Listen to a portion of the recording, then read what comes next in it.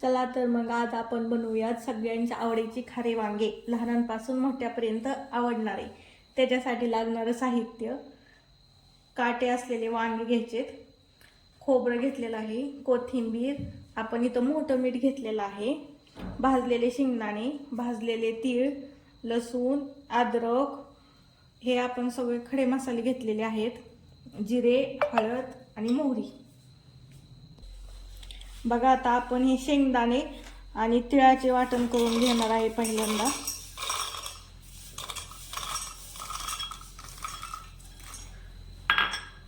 हे आपण मिक्सरला व्यवस्थित आधी बारीक करून घेऊयात. आधी आपल्याला असं शेंगदाण्याचं कूट थोडं जाड भरड घ्यायचंय वाटून. त्याच्यामध्ये आपल्याला थोडे खडे मसाले घालायचे बघा, म्हणजे याचा स्वाद आपल्या सगळ्या वांग्यांना लागेल.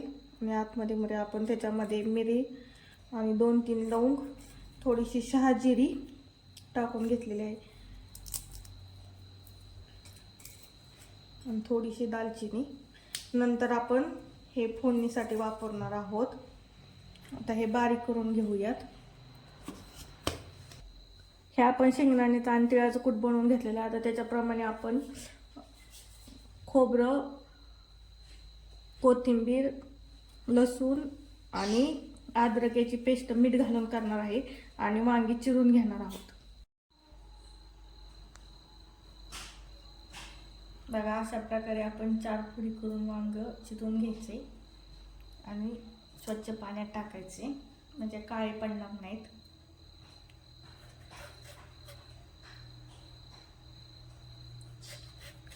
अशाच प्रकारे आपण सर्व वांगी चिरून घेणार आहोत.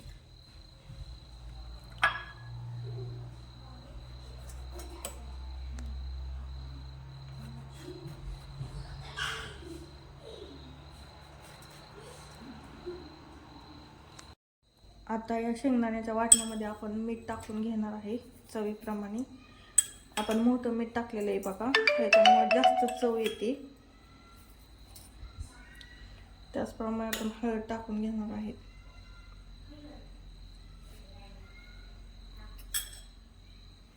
आणि पाणी टाकून मिक्स करून घेणार आहे. याच्यामध्ये आपण खडे मसाले घातलेले आहेत अगोदरच.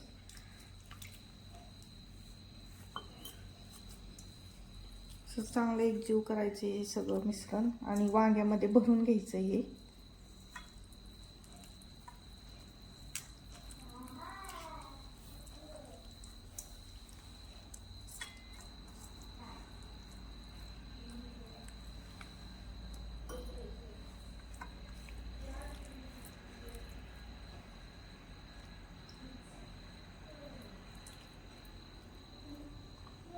बघा अशा प्रकारे आपण वांग्यांच्या मधोमध बरोबर सगळीकडे असं भरून घेणार आहे.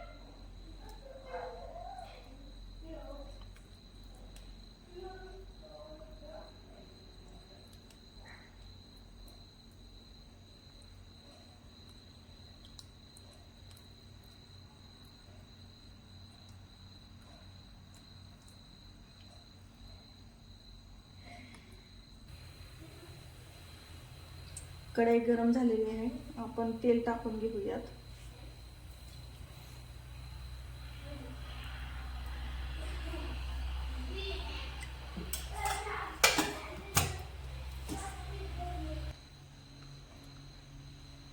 बघा आपल्याला याच्यात मोहरी टाकून घ्यायची आहे पहिली.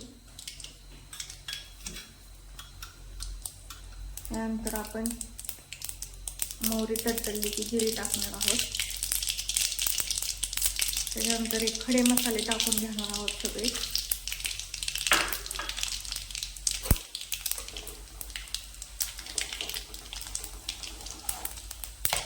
त्याच्यानंतर आपण हिरवं वाटण केलेलं टाकणार आहे.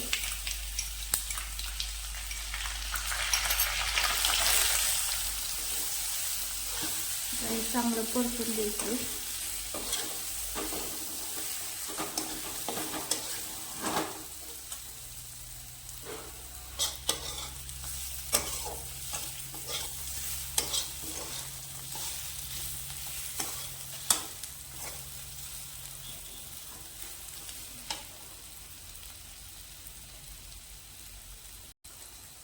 बघा अशा प्रकारे आपला मसाला परतलेला आहे.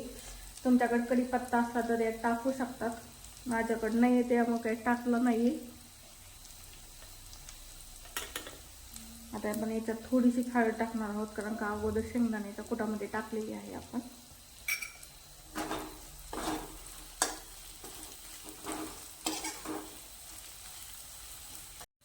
बघा अशा प्रकारे आपला मसाला परतलेला आहे.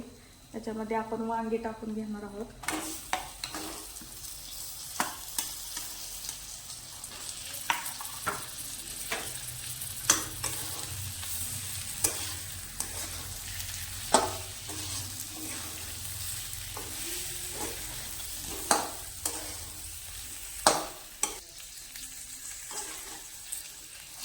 अशा प्रकारे आपण वांगी सगळी तेलात चौकडून परतून घेणार आहोत. त्याला मसाला सगळीकडून लागलेला पाहिजे.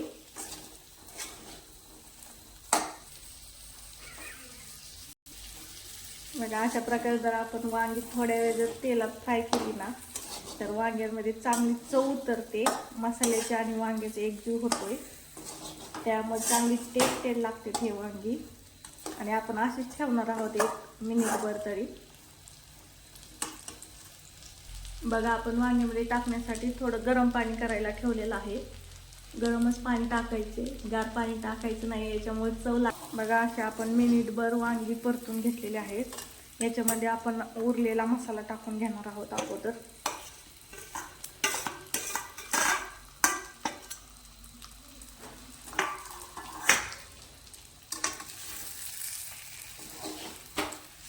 याच्यामध्ये आता आपण गरम पाणी झालेलं आहे आपलं, ते टाकून घेणार आहे.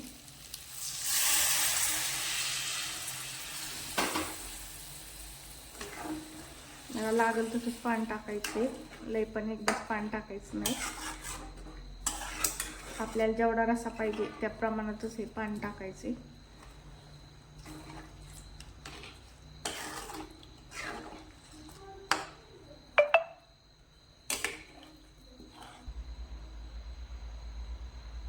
बघा अशा प्रकारे आपली कन्सिस्टन्सी झाली पाहिजे, नाहीतर जास्त पातळ पण वांग चांगलं लागत नाही. आणि लहान मुलांना तर खूप आवडतं.